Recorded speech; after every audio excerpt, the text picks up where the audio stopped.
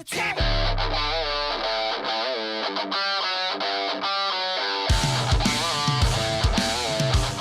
Finally, and I mean finally, my top 10 of 2019. I know I've been very slacking on this video, and I really don't know why. I was playing catch up for so long, and then it just got away from me. Like, I totally forgot about this video, and probably gonna get no views on it, but if you watch it, share it with some friends, share it with some movie community people. Like the video, subscribe, all that good stuff. You know what I mean. Getting into my top 10 of 2019, what first and foremost was one of the best years in recent history. There was so many great films, so many underutilized aspects of filmmaking, like The Lighthouse with this square box and the black and white, and some great action movies, some great Disney movies. It was just filled with everything great for films. It was a great way to come into the new decade, and 2020 has been very solid. Nothing great yet, but usually those come around September, October, November. But so far, I haven't watched a movie that I disliked. So hopefully in 2019 rubs off on 2020 and we just have an even better year. Getting into it, my number 10 would be Jojo Rabbit, one of the best comedies of the past few years. There was a lot of heart to it. There was so many laughs. Taika Waititi put together a movie about Hitler and Hitler Youth and made it funny and heartwarming while also kind of showing the darker elements of what was World War II and how kids believed this because they were young, and like not everyone who was there was a bad person.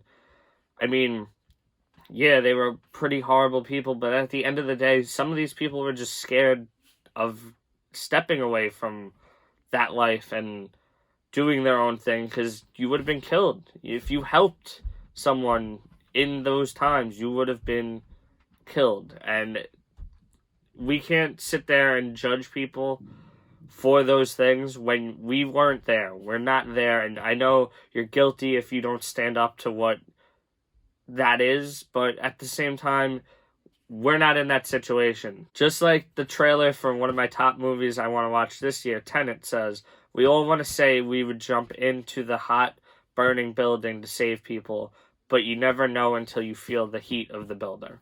And that kind of goes for everything in life. We all say we're going to be the ones to step out and do the right thing, but when push comes to shove, you don't know what that is. And Jojo Rabbit really showed how these people were prisoners of what was the norm over in Germany at that time, while giving some great laughs, some great coming-of-age humor and heart behind it, and some of the most sad and upsetting moments of 2019. Number 9 would be a movie I don't think many people will have on their top 10, and that's Ad Astra. Gave me 2001 A Space Odyssey vibes when it came to the visuals and the sound effects. And I will say Brad Pitt, I think this is his best performance of 2019. As much as I love him in Once Upon a Time in Hollywood, this movie was so deep and so personal. And why people disliked it, I feel, is due to coming in with different expectations. This movie was kind of marketed more so as a sci-fi action movie. And I get why they did that. They wanted to get people in the seats, and that's why they used the action scenes, even that there's like 2 or 3 of them, to advertise this movie, because you want to get people in the seats. But this movie was more of a deeper character study of our character Brad Pitt plays, and his issues with his father, and his issues in his personal life. Not about space travel and space pirates on the moon and monkeys killing people in space. Like, that wasn't the point of this movie, and people don't understand that, and I get why. Same with It Comes at Night a few years ago. Expectations for a movie can ruin a movie if you don't like the outcome because it's not what you expected. My number 8 film of the year is a very personal film for this person, and that would be Shia LaBeouf's Honey Boy. It was just so gripping, so upsetting, and also so like genuine that you just fall in love with the film and you start to understand what happened to Shia LaBeouf over his career and how he became what he is now. Like he's a great actor. He's one of the best actors working today. But if you asked me like 6 years ago if that was the case, I would have said no. The guy's crazy. The guy's losing it, and the guy's not a great actor. And all in all, you don't know what people's lives are like until you actually step into them. And Honey Boy gives you that door to step into Shia's life and see the deeper meaning of what happened for years to this guy and what happened when he was younger and how his life transformed. And then you get him in a great movie starring as his father with Noah Jupe and Lucas Hedges also giving great performances. It was such a well-done movie. I really hope they would release this on physical media. It's only available on Amazon right now. At least we have an opening to watch it, but I would love to own that film since it was one of my favorites of last year. Number 7 is A24, what is a very now bigger company than it used to be. It's a small company that I absolutely love. I try to collect all of their movies. It's hard. I'm still catching up on that. And they started not releasing movies like they used to. Now it's burn on demand disc, which is not great, but at least we still have the chance to own it. As you can see right here is all my A24 films, and Uncut Gems is phenomenal. I know a lot of people didn't love the ending. I know a lot of people say it's overrated, but for me personally, it was just nice seeing Adam Sandler act in something other than a stupid comedy or a Netflix film. Gives one of the best performances of last year. I do believe he was snubbed, but at the same time, I do believe everyone who got those Oscar noms did deserve it. So it was just a big year for films, and Adam Sandler, if you're watching, and I know you're not watching, the comedies aren't working anymore. They worked in the 90s, the early 2000s. You haven't made a good comedy in years. Stick with dramas. You are a phenomenal dramatic actor. The Safdie brothers are phenomenal directors, and I still prefer Good Time to Uncut Gems, but Uncut Gems is such a phenomenal movie. Can't praise it enough. If you haven't seen it, go out and see it. It comes out soon on Blu-ray or digital. Definitely watch it. Number 6, sticking with A24 films, would be Waves. Wow, did I not expect to walk out of it like this. The trailer didn't do much for me. I know people thought it was the most brilliant trailer of 2019. A lot of people reacting to it were like, this movie's going to be amazing. Me personally, I thought it was filmed great, but I really didn't get what it was about. And then watching it, when I will not spoil any aspects of this film, watching this film was just so breathtaking. Like, the visuals were great. There's a lot to this film that takes you off guard and you don't expect it to happen, but when it happens, it really just hits you right in the heart. And then this guy, I forgot the director's name, but he changes aspect ratios a few times throughout. He changes kind of like the coloring of the film, and it doesn't feel like it's happening. Like, it just happens. You don't notice it. It's not annoying when it's happening, but it brings such a different aspect to this film. And it hit you right in the emotions, right in the heart. It was a great film. Definitely check it out. Number 5 would be a more action-filled, if you want to say, a more audience-pleasing film that anyone can watch. It's a real dad film, in my opinion. If you know what a dad film is, it's like Field of Dreams and stuff like that. Ford v Ferrari is a ultimate dad film, but at the end of the day, it's also just a great film in general. So glad to see it get some Oscar noms and some Oscar wins. It really deserved it. Matt Damon and Christian Bale give amazing performances, which shouldn't be a shock because they've been doing it for years. But these two on screen together just have such good chemistry and balance, and the movie as a whole just had performances that everyone did such a great job. John Berthel, Noah Jupe pops up here again with a solid performance. He was one of the best young actors of the past 2 years now, and this year, 2020, he has A Quiet Place 2, what I'm sure will do great as well. But this film was just kept you on the edge of your seat, and when I was watching this in theaters, I was just so pumped up and so excited. You had like an adrenaline rush just watching this film. Number 4 is another Shia LaBeouf movie. I know, 2 in 1 year. That's just mind-blowing to me too. The Peanut Butter Falcon was such a heart-warming film and just had such great performances, but at the end of the day, the standout is Zach Godsag. I think that's Godsaken, something like that. Forgot his last name, but he is just so perfect in this movie. And if you ever watch these two off-screen, Shia LaBeouf and Zach, there's just such a love there. And Shia LaBeouf also credits this kid, well, he's an adult, but calls him, this kid, part of the reason of him coming back, and he saved him. That's how he describes it. This guy saved him and made him a better person. And you can just see that, and he's just such a happy person.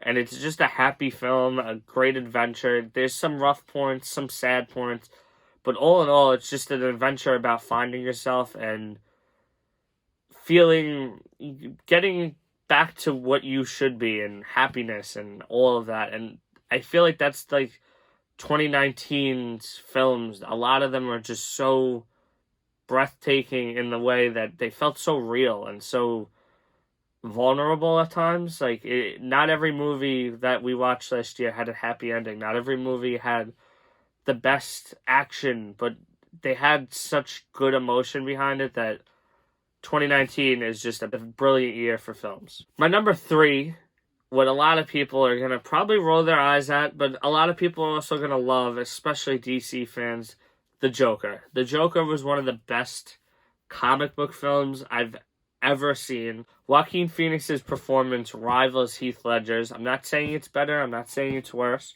To each his own. That's what films are here for. But he does such a brilliant job. He deserved the Oscar win. I predicted the Oscar win, and I wanted the Oscar win. And all in all, like, Todd Phillips just did a great job with this film. I don't care what people say. People are trying to discredit him, saying, oh, it's too much like Taxi Driver, it's too much like King of Comedy. But you know what? He took inspiration from great movies, and he made it his own. He has such a great feel for Gotham, and it was more realistic Gotham. Like, it felt like the 70s New York City. It was dirty. It was gritty. The cinematography just made you feel like you were in this gross world and this society that people keep making jokes that it's a society and blah, blah, blah. But it was such a great film with an amazing, immaculate performance with Joaquin Phoenix. The score is brilliant and just overpowering, and it's a character in the film. Like, the score is its own character that drives the film even further into people's minds, and it was phenomenal. The last 20 minutes of this film are just like some of the most breathtaking moments of last decade. Number 2 is one of those technical movies that you just watch and you're like, how did they do this? And that would be 1917. Some of the best cinematography I've ever seen. Some of the best editing I've ever seen. People tried to discredit this movie's editing because it's so one take. But people don't understand, it wasn't one take. It was just made to look one take. And editing is a main part of why it came off so good. Like, it's hard to see where the cuts are. You can see, like, all right, when it goes into like a dark space, they probably cut there. When you go around a corner, you might have cut there. But like, at the end of the day, they pulled it off, and it looks phenomenal. The movie, while it does lack a little bit of the heart that you want in some war films, the technical aspects are great. The action scenes are amazing.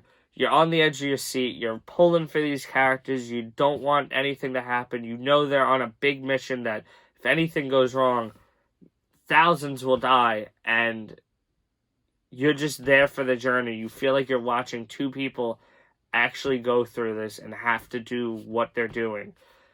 There's some great cameos in here from Benedict Cumberbatch, Rob Stark, I can't remember his name, but Rob Stark from Game of Thrones. And there's one other main guy that I was like, holy shit, didn't realize he was even in this. And it was just so good. Like, I can't wait to rewatch it when I get it on Blu-ray, 4K. Surround sound, the sound design for this film was great. The set design for this film was amazing. They built all these sets to scale because they needed to be able to get through the set. Say the set piece was 2 minutes long, they needed 2 minutes of film. Like, they needed to build to scale, and it's just amazing. Watch the behind the scenes for this film. I think you'll appreciate it even more. And it was one of the best films of last year. Honorable mention time, and I have a bunch of movies to mention because this year was so great. And these are in no specific order. Bombshell, Once Upon a Time in Hollywood, The Irishman, Marriage Story, Dark Waters, The Lighthouse, The Farewell, Knives Out, Rocketman, all amazing films that just didn't quite make the cut, with great performances and great aspects to them. Definitely check all of those films out. I recommend them. They are great movies. But now, the big moment of truth. What is my number one film of last year? Is it an action movie? Is it a thriller? Is it a drama? Is it a comedy? Yes, it is all of those things. It is Parasite, the Best Picture winner of last year. And I swear on everything, that this was my number one at the end of 2019. I did not change this at all when Best Picture was announced. This was my number one film. Go back, check out my review for it. That's one of my better videos when it comes to views. So you all should know that I loved this movie when I left it.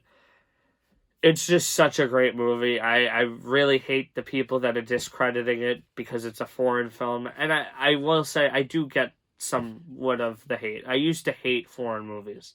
I used to not be able to read movies. But you miss so much great cinema when you just disregard a whole kind of genre. Like, I know foreign film's not a genre, but when you just discredit that whole thing, you're really doing yourself a disservice. Like, there are such great films with subtitles, and this is the top of the mountain for me. Like, I absolutely love this movie for everything it did.